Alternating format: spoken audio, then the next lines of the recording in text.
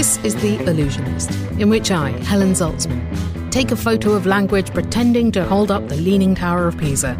But what language doesn't know until too late is that I deliberately framed it wrong, so it just looks like language is standing in front of the Leaning Tower of Pisa, holding its arm out like a little teapot.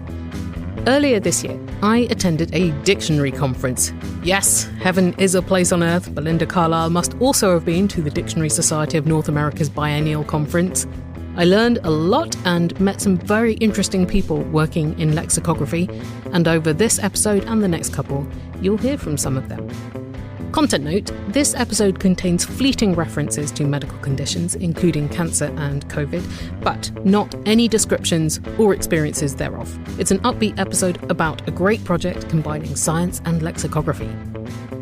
Reminder, go to theillusionist.org/donate to become a member of the Illusiverse, and if you do that by the end of August 2023, you can choose a word or phrase for me to record for your use as your wake-up alarm, ringtone, text alert, doorbell, affirmation, whatever you want to use it for. Go to Build-A-Bear and put it in the bear's voice box. As well as that, you get fortnightly live streams with me and my dictionaries, behind-the-scenes info about every new episode, and membership of the Illusiverse Discord, an online community that is not a hellhole. Yes, it can be done. And with your financial support, you are keeping this independent show going. All that for as little as $2 a month. Welcome aboard at theillusionist.org/donate. On with the show.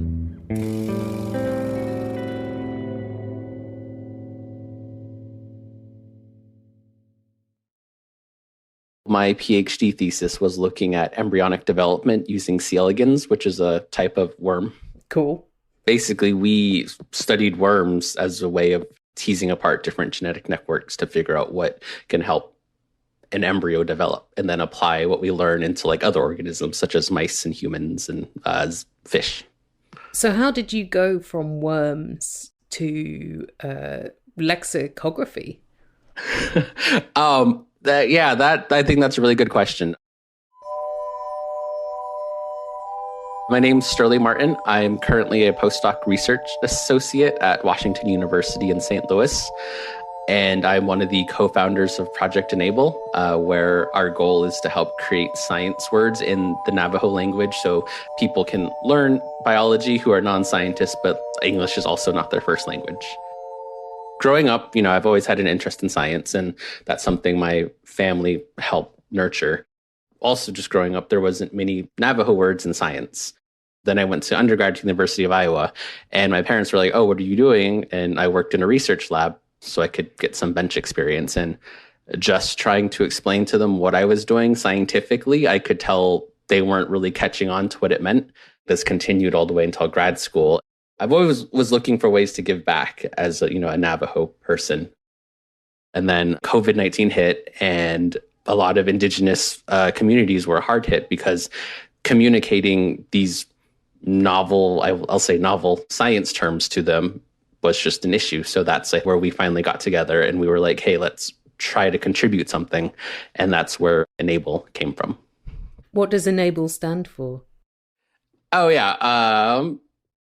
Enable stands for Enriching Navajo as a Biology Language for Education.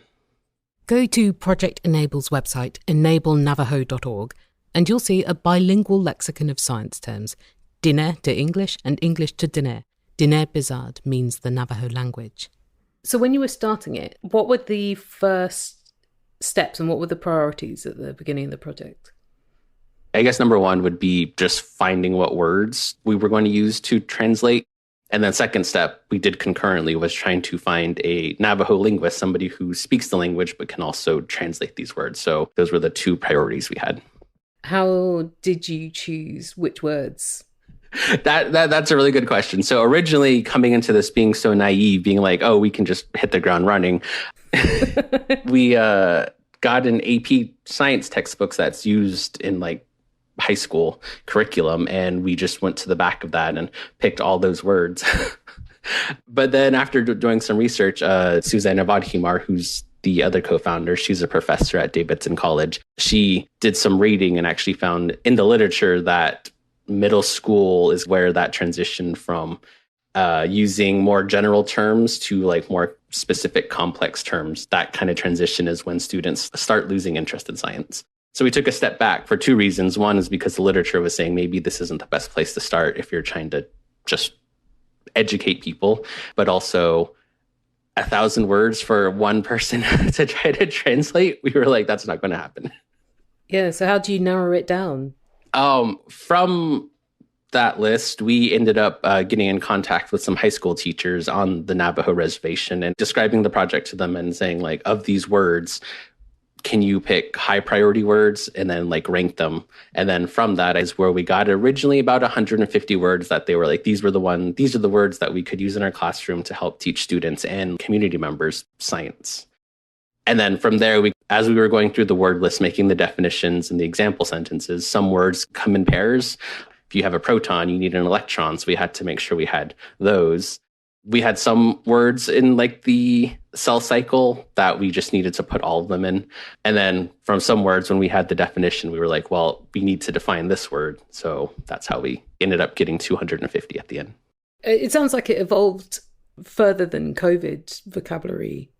Because I was just thinking, do I know what protons and electrons would have to do with not getting COVID? I don't. Yeah, so I think originally we were going for like COVID, but then after seeing what the teachers picked, we were like, maybe this should just be like a general science dictionary for everybody to understand and get a basis for science. It's a community effort. We didn't go in saying you need these words. We actually asked people back home, like, what would help you best? The big thing about this is it wasn't a one-person effort or a one-team effort. Everybody contributed something to it. I'm a biologist. I have no training in linguistics, but yet we were able to help in our own way with like language revitalization. And I think that's something beautiful and that everybody can do something. Multiple generations of Sterling Martin's family were involved in the project.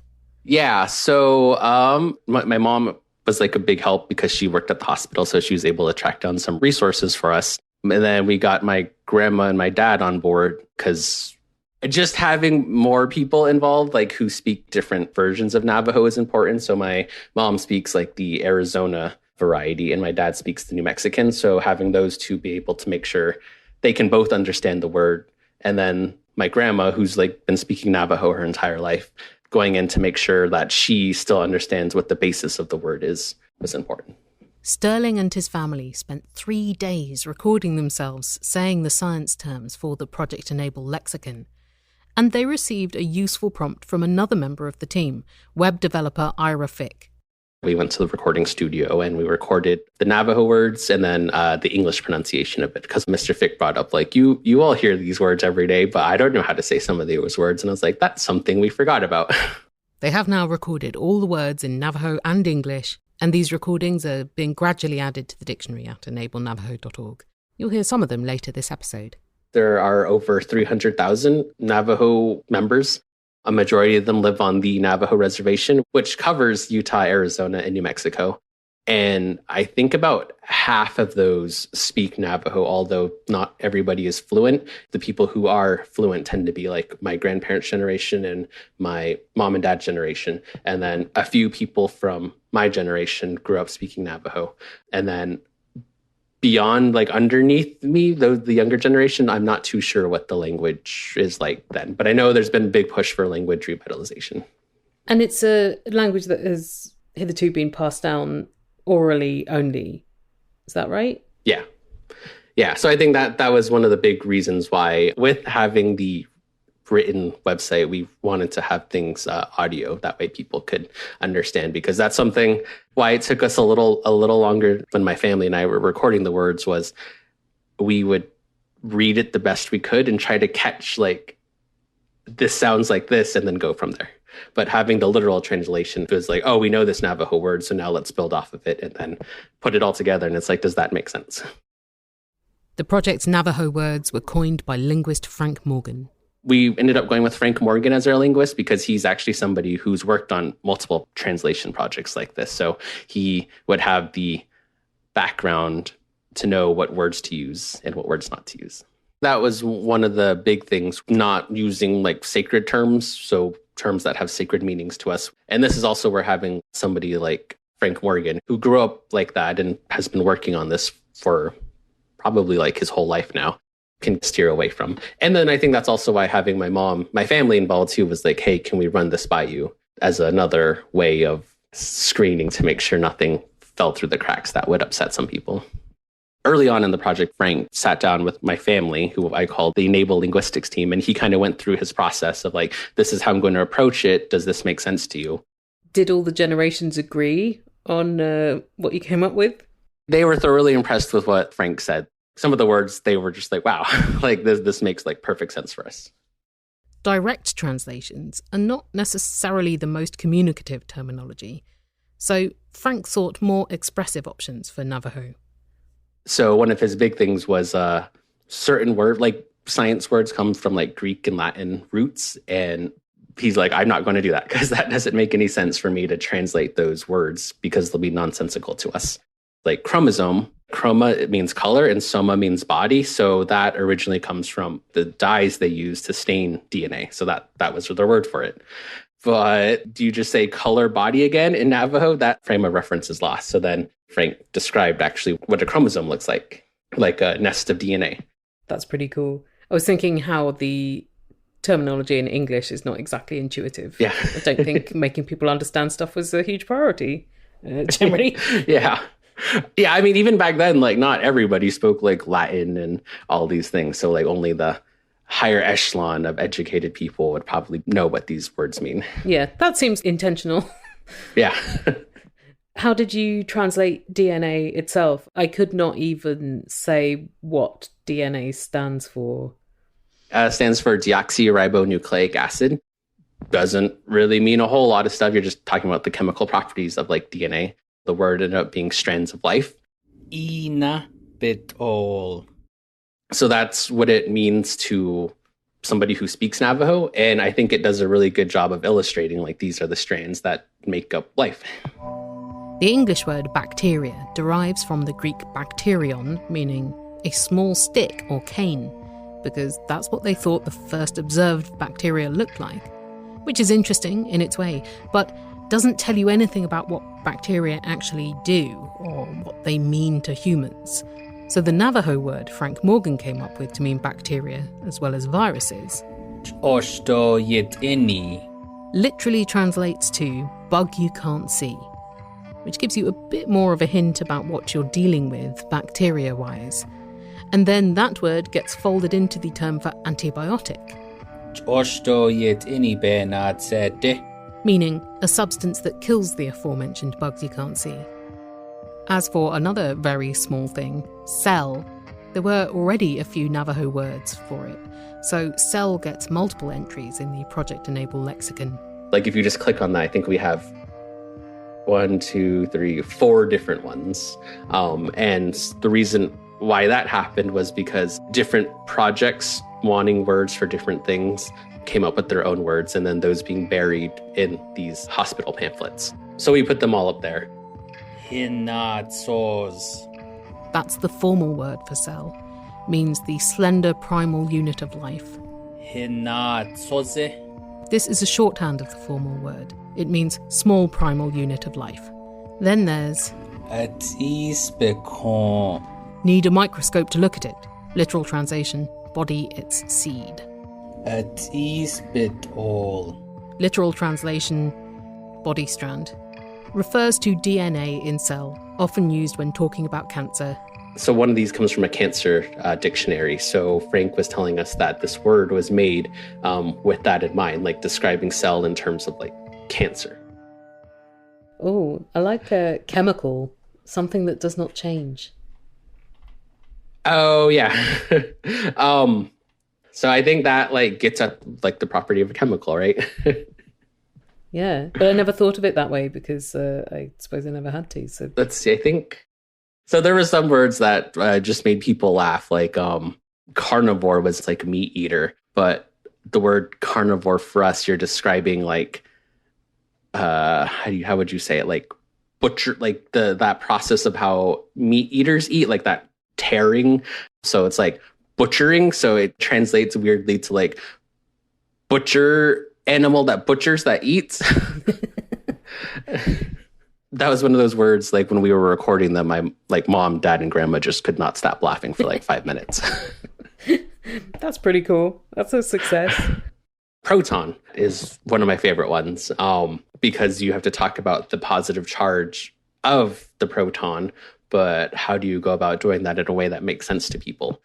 So the way Frank did it, which I think is beautiful. Atom with a charge laid by the path of the sun, meaning clockwise. The Navajo aspect of it is you're talking about the directionality of the sun, so you're going clockwise, and in our culture that like has positive associations with it, so you're using, I guess, that idea of positivity to be like, this is a positive charge. That's so beautiful. Yeah. And then electron gets something much less poetic. Yeah.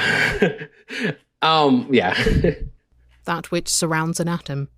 But it kind of is, I think that makes sense because you have electron clouds. So like when you like, I guess, look in a science book, electron clouds tend to make up a lot of these chemical diagrams. I thought catalyst was very poetic as well. Oh, yes. Means by which the spark is created. Yeah, wow. Yeah. Beautiful. Yeah, when we got these words and we were going through them together to just make sure that the translation made sense scientifically as well, it was like, whoa. When we started testing these words with other people back home, my uncle very much was like, wow, if this is how science was taught to me growing up when I was in school, I could totally see myself be a scientist right now. And that's really brought a tear to my eye and made me really sad, because it's like, they say science is for everybody, but this is, I think, one of those things of it's like, it's not. We're just going to take a moment to pay the bills. Thanks to Blueland for sponsoring The Illusionist and for taking the water out of the products for cleaning your home and body. 90% of most of these products is water. Of course, you can then use your own reusable spray bottles for the products like the glass cleaner or bathroom spray, which come as pellets to which you add water to make them sprayable. Try spraying a pellet. Good luck. But if you don't happen to have the reusable spray bottles, Blueland's got them. And very handsome tins for the laundry and dishwasher tablets. My husband loves the Blueland tins. I keep catching him looking at them with soft, googly eyes. You know who else loves Blueland? Elvira. I read a recent interview with her where she enthuses about the Blueland toilet cleaning tablets. Nothing but the best for the mistress of the dark's toilet. Blueland has a special offer for Illusionist listeners. Right now, get 15% off your first order by going to blueland.com/illusionist. Treat yourself to a toilet as clean as Elvira's. That's blueland.com/illusionist to get 15% off. The Illusionist is sponsored by Squarespace, your one-stop shop to create and furnish your own website. Like when you're a child. Or when I was a child, you grab a cardboard box and are like, okay, you're a house now. Tin can, table, bottle top, seat, smaller bottle top, footstool, matchbox, bed. Now let life begin. Like that, but much more grown up and a far more sleek and cohesive design scheme than items I found in the recycling bin. But what is similar in principle is that Squarespace offers everything you need for your website, from URLs to personalised emails, to galleries, to blogs, to forms, to stores, to private member areas. In both Cardboard Box Trash House and Squarespace websites, the only limit is our imagination. And you can make both of them in an afternoon. Go to squarespace.com/allusionist for a free trial. And when you're ready to launch, use the offer code allusionist to save 10% off your first purchase of a website or domain. That's squarespace.com/allusionist, offer code allusionist. And now back to Project Enable with Sterling Martin. As well as coming up with the scientific vocabulary, Project Enable had to figure out how best to make it available so that anyone who needed it could access it. One of the reasons why we went with our website, enablenavajo.org, was everything, at least to my knowledge, everything has been done in like paperbacks. So that created some issues with who has them, and also how do you disseminate that. My mom worked at the IHS hospital on the reservation, and she's like, yeah, we've had people come in and make words, but we can't find the dictionaries. So I think that was one of the reasons why we chose the website. That way anybody could access it and you didn't have to worry about limited availability. It made sense for the project to be online, not a physical book. But then it was a priority for the team's web developer, Ira Fick, to build enablenavajo.org so that you don't need much data or a fast internet connection to use it. That was a big thing. Going back home to the reservation, I won't have access to my phone. I won't have access to my email because there's low service. Not everybody has internet. Really, the only places to access the internet back home would be at schools, if you go to school, or your work computer. With that in mind, Mr. Ira Fick actually was I can develop something for you that won't use as much data. So basically, if you go to the website, you see only just the words appear, and then there's that little plus button. So if you click on that and it expands it, that's a way of not just sending everything through all at once. And then it stores that in the cache of your phone. So next time you want to go revisit that, it's already stored there. So it's not pulling more data to try to pull it up for you. Having this being on the website that Ira Fick created and developed to work in areas of low internet service and a cell phone, people who are in the deep part of the reservation, who are going out to do health visits, have told us that they use our website, and it's been very helpful for them to be able to explain in our own language to their patients, this is what's going on. Another thing that Project Enable had to account for was not every technological device coming preloaded with the Navajo font. Oh, yeah. Yeah, so that, that you can download the Navajo font onto your computer so you can type things up in Navajo. But then if you send that document to somebody who doesn't have the Navajo font, it just comes up as gibberish. You cannot understand it. So they've made this thing called the Navajo keyboard that gets around that. I'm not too sure how it is, but it works. So that's something Mr. Fick had to work around because some of the words we got from Frank were in the Navajo font. So he created a conversion tool, which we're going to put up on the website. So if you just copy and paste, you can take the gibberish and then make it back to the readable Navajo words. That's something a lot of people have talked about, was a lot of these government documents that were translated into Navajo use the Navajo font. So when you download it yourself, you just kind of get the gibberish version. Did the project have the results you hoped with COVID information? And what other kind of unexpected results did it have? Yeah, so I think this leads into a second part of the project. Now that we've wrapped up this part, one of the things you want to do is try to see what are the impacts. We want to get metrics of what the impacts of these words were. That way we can actually have some hard data behind us to say yes, these words are having the impact we're thinking, or maybe they're not really having the impact, and how are ways we can change that and what direction can we go into. Any things that you're thinking, I wouldn't mind doing this next? I think one thing we're interested in now is creating illustrations for some of these words, because this was something, as scientists who are just so close to this project, we see these words every day and we know what they are. But something Mr. Fick brought up is as a non-scientist, I'm typing this word, I don't know what it means and I don't know what it looks like. So we're working on illustrations. That way we can also put them next to the word. So when people click on the word, they can see what a nucleus looks like. How has it felt for you to work on this project? I think I've loved it. Growing up back home and raised in the Navajo tradition, and then going into science, which has been fully Western education, I've always felt a disconnect. I've never felt, whole, for lack of a better word. There always seemed to be two separate identities, my Navajo side and my scientific side. But I think just having Enable in these words to be able to talk about who I am, because I don't think there was a word for scientist until Frank made that word.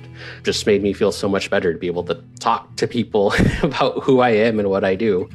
So I think it's helped me be whole. What was it like working with your family on it? I thought it was a lot of fun seeing them finally understand where I'm coming from as a scientist, and then seeing them grow as well. And I think one of the nice things was something I've seen back home is more and more English is starting to take over our daily lives. So just being able to talk about science, something that affects all of us in Navajo, and just being in the recording studio speaking Navajo was really nice. And it's something I've really missed. Did you miss the worms? Yes, I do. I miss Seeligans. They were really nice, and I understand more now why they are considered a quote unquote model organism. That's really nice. Yeah, and I think that's one of the things is now with modern science, we can actually start studying different animals to learn how they do biology to help us understand the world around us a lot better. Sterling Martin is a scientist and one of the co-founders of Project Enable. Find out more about the team and their work at enablenavajo.org, where you can browse their lexicon. You can also donate to the project to contribute to the website's running costs and the creation of more educational resources. Donors receive a special sticker. Go to navajobiology.square.site, and I'll also link to it at theillusionist.org/Project Enable.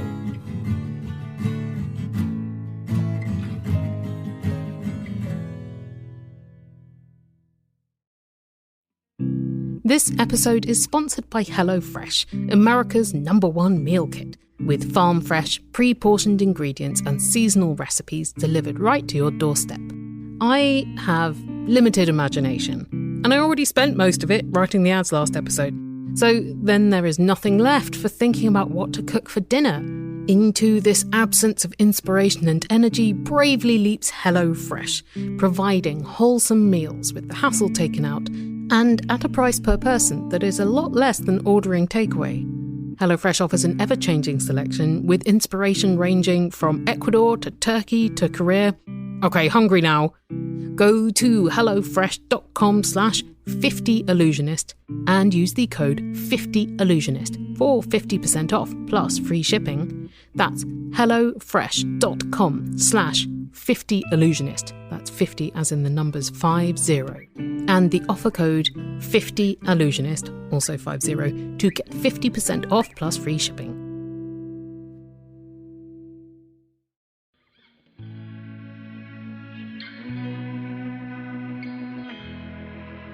Your randomly selected word from the dictionary today is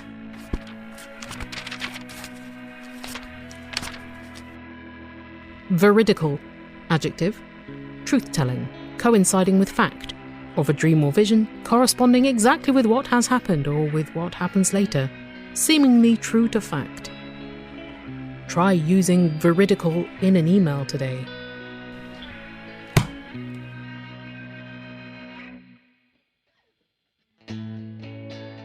This episode was produced by me, Helen Zaltzman.